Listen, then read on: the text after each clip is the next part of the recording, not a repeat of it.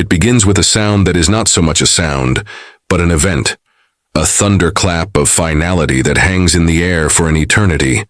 A single E major piano chord, struck simultaneously by half a dozen hands on multiple pianos and a harmonium, then sustained by a wily studio engineer for over 40 seconds until it decays into the hiss of the very air in the room. It is the most definitive full stop in the history of popular music. And yet, it poses a question that has echoed for over half a century. How in the world did we get here?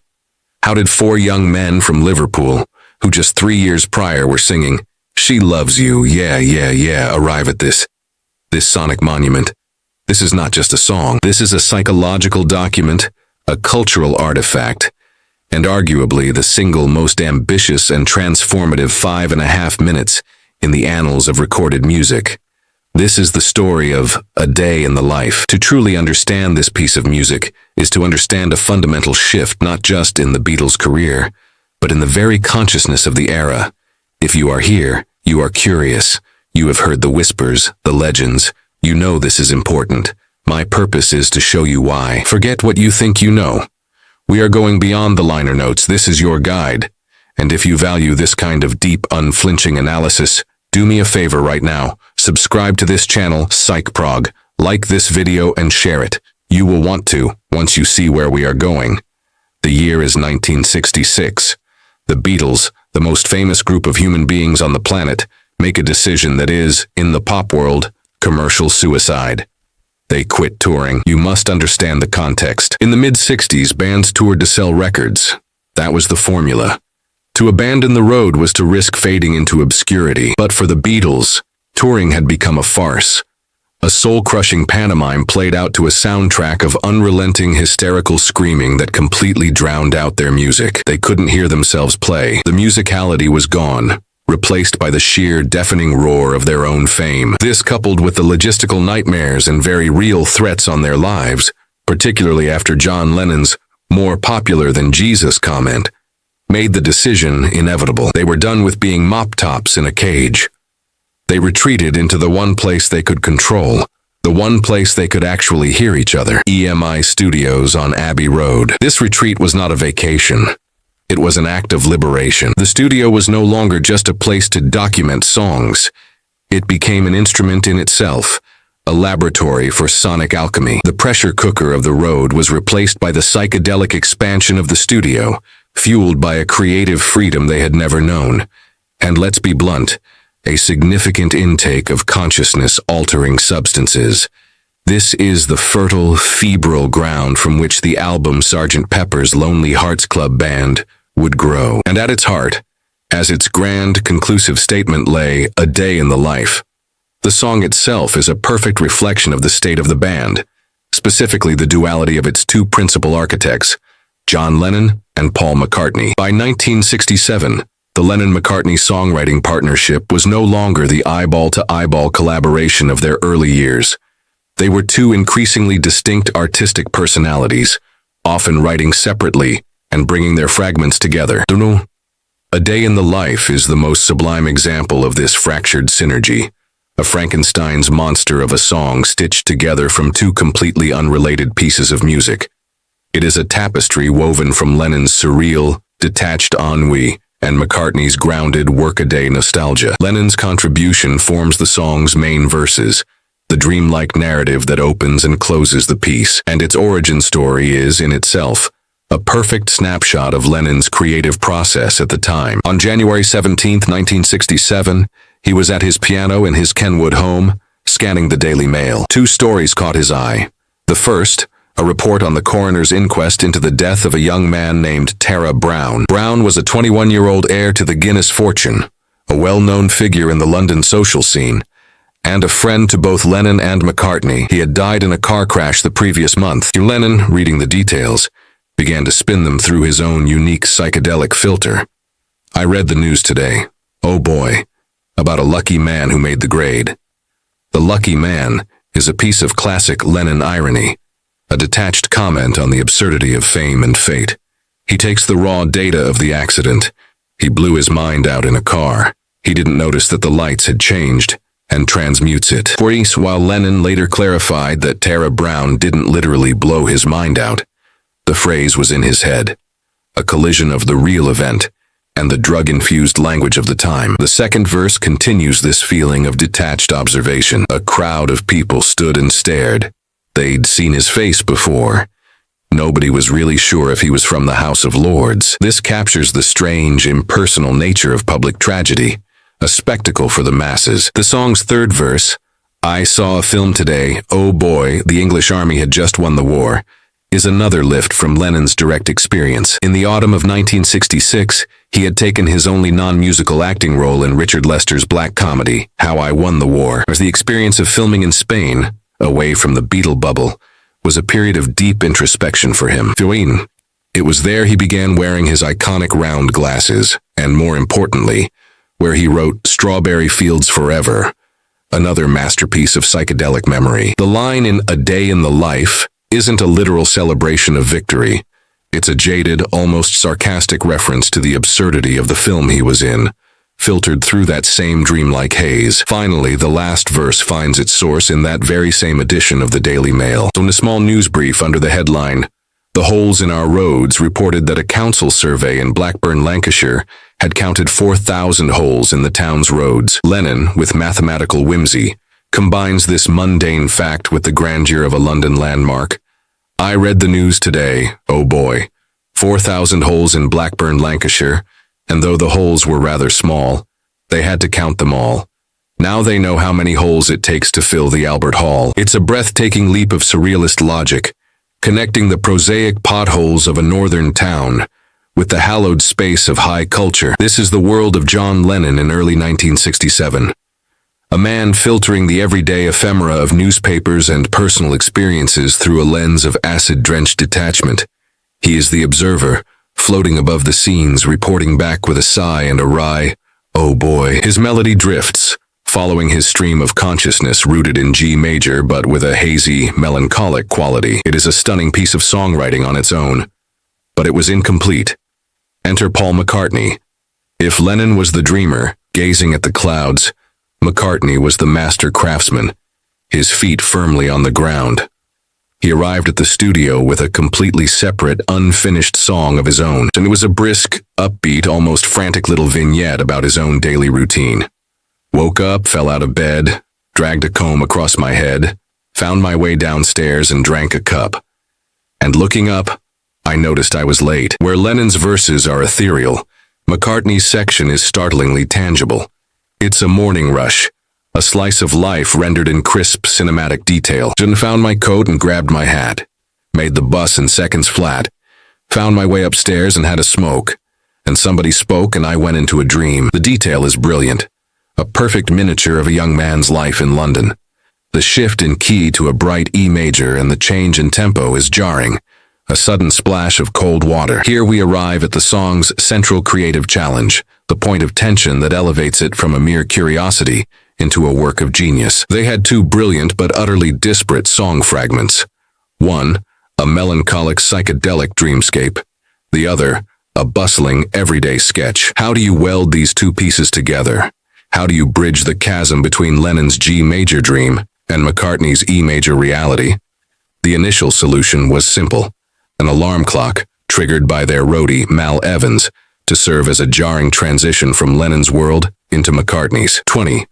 A 24-bar musical bridge was left empty in the initial recording takes, a gaping hole in the middle of the track. This is where most bands would have given up or settled for a simple instrumental fill. But this was 1967, and the Beatles were not most bands. This is where the song pivots from being an excellent pop song to a revolutionary piece of art. The solution to filling that 24-bar gap would come not from guitars and drums, but from an audacious, avant-garde idea. Lennon, in his characteristically non-technical way, knew what he wanted it to feel like.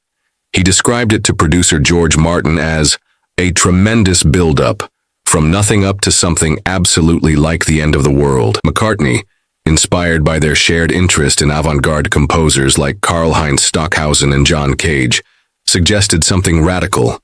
Let the orchestra improvise. This is the point of suspension, the moment of supreme expectation. Imagine the scene. George Martin, the classically trained producer, faced with the absurd task of translating the end of the world into a musical score for some of London's finest orchestral musicians, he knew that simply telling them to improvise would result in chaos. So he devised a stroke of genius. He wrote a loose score for the 40-piece orchestra he had hired. Uniquely for each instrument, he marked the lowest possible note they could play at the beginning of the 24-bar passage, and the highest possible note near an E major chord at the end. In between, he drew a simple rising squiggle, instructing each musician to slide from their bottom note to their top note at their own pace. As Martin himself recalled, the seasoned professionals looked at him as if he were completely mad. The recording session on February 10, 1967, was not a standard recording session.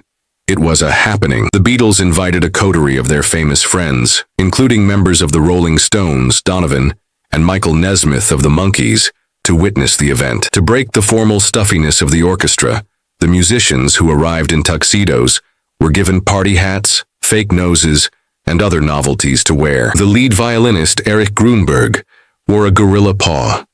A bassoonist had a balloon attached to the end of his instrument. It was a psychedelic circus, a deliberate attempt to shake the classical players out of their comfort zones and encourage them to embrace the spirit of chaotic creation. McCartney and Martin took turns conducting this anarchic symphony. The result was recorded 4 separate times and then overdubbed onto a single track, creating the sound of a colossal 160-piece orchestra climbing a mountain of sound. The effect is terrifying and exhilarating. It's the sound of a collective anxiety attack, a sonic representation of a mind being blown, a terrifying, beautiful, atonal slide into the unknown. It is the perfect, terrifying bridge between Lennon's dream and McCartney's reality. After McCartney's verse, the orchestra returns, this time launching us back into Lennon's final, haunting verse about the holes in Blackburn, Lancashire. And then comes the final, crucial line, a line Lennon credited to McCartney, a line that sealed the song's controversial fate. "I'd love to turn you on." It was this line, more than anything else, that got the song banned by the BBC. Leafy in the era of Timothy Leary's turn on, tune in, drop out. The phrase was an unambiguous reference to the psychedelic drug experience. The BBC's director of sound broadcasting declared it could encourage a permissive attitude to drug taking. The Beatles publicly feigned innocence, with Lennon dryly suggesting the electricity board should also be banned for telling people to switch on. But privately, they knew exactly what they were doing. McCartney admitted it was a deliberate provocation. It was a direct challenge to the establishment, a knowing wink to the burgeoning counterculture. This leads us to that final apocalyptic chord. After the second orchestral tsunami, a chasm of silence. The original idea was to end with the group and their guests humming a chord, but it felt anticlimactic. So, on February 22nd, they gathered in the studio for one last monumental effort. Lennon, McCartney, Ringo Starr, and their roadie Mal Evans sat at 3 different pianos, 2 grands and an upright, while George Martin manned a harmonium. On McCartney's count, they all struck a powerful E major chord simultaneously. Getting 10 hands to hit the chord at the exact same instant took 9 attempts, but the real magic was in the recording. Engineer Geoff Emerick, a true unsung hero of this era, performed a masterful feat. As the natural decay of the chord began to fade, he slowly pushed the faders on the recording console higher and higher, compressing the signal and riding the gain. This act of engineering wizardry stretched the chord's sustain for more than 40 seconds, making it feel infinite. As you listen to the fade, the volume is so high that you can hear the ambient sounds of the studio, the hum of the air conditioning, the rustle of a paper, emerging from the depths like ghosts in the machine. It is not an ending. It is a dissolution, a final resonant sigh after the grand statement. If you've stuck with me this far, it's clear you're not just a casual listener. You're invested. And for that, I again ask you to support Psych Prog. Subscribe, like, and please share this exploration with anyone who believes music can be more than just a product. Let's spread this deeper understanding. So what does it all mean? A day in the life is far more than the sum of its parts. It is a profound meditation on the nature of perception.